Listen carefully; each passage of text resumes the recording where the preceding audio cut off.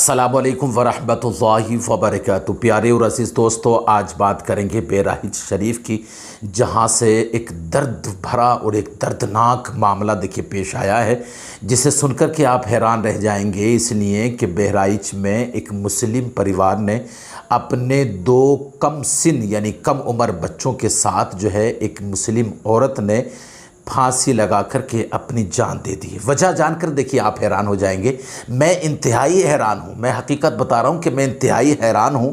وجہ میں آپ کو بتا دوں کہ وجہ یہ ہے کہ اس مسلم عورت نے بھوک اور تنگ دستی سے دیکھیے تنگ آ کر کے، بھوک اور غریبی سے تنگ آ کر کے اپنا اور اپنے بچے کو اپنی اور اپنے بچے کی جان کے دیکھے دے دی۔ ہوا معاملہ یہ کہ بہرائچ شریف کے بازو میں ایک گاؤں ہے، جہاں پر ایک مسلم پریوار کی ایک عورت اور اس کے ساتھ ایک 1.5 سال کی بچی اور ایک 5 یا 5.5 سال کا لڑکا رہتا تھا۔ سب کو دیکھیے پھانسی لگا کر کے عورت نے خود بھی جان دے دی۔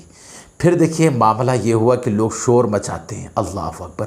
میں یہ جان کر کے حیران ہوا، میں یہ سوچ کر کے حیران ہوا کہ ایسے ماحول میں جب کہ آپ دیکھیں کہ حکومت سے لے کر کے عام آدمی تک ہمارے دیش میں یہ نعرہ لگا رہا ہے یا اپنی پیٹھ تھپ تھپا رہا ہے کہ اب لوگ ترقی کر رہے ہیں، اللہ اکبر۔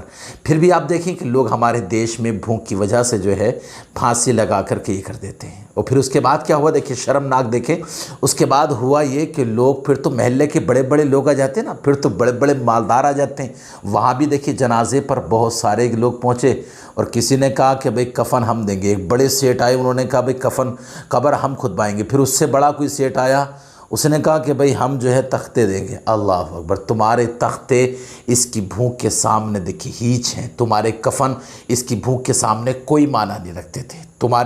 تمہاری دیکھیے قبر خدائی کا پیسہ، اس کے جنازے میں لگنے والا پیسہ، 3 میتیں ایک ساتھ لکھ لیں تو وہ تمہارا پیسہ جو ہے کل تمہارے قیامت میں تمہارے منہ پر مارا جائے گا۔ اس لیے کہ اللہ کے محبوب صلی اللہ علیہ وآلہ وسلم سے پوچھا گیا، یا رسول اللہ اسلام کیا ہے؟ تو سرکار نے فرمایا بھوکے کو کھانا کھلانا یہ اسلام ہے۔ آپ دیکھیں تو صحیح، ہماری بستی میں، ہمارے شہر میں، ہماری سوسائٹی میں سب کو نہیں کہوں گا، لیکن میں اپنے مسلمان کے دیکھیے سرمایہ داروں سے، مالداروں سے ضرور کہوں گا کہ تمہارے پاس سرمایہ تھا لیکن تم نے کسی کے کھانے کا انتظام نہیں کیا۔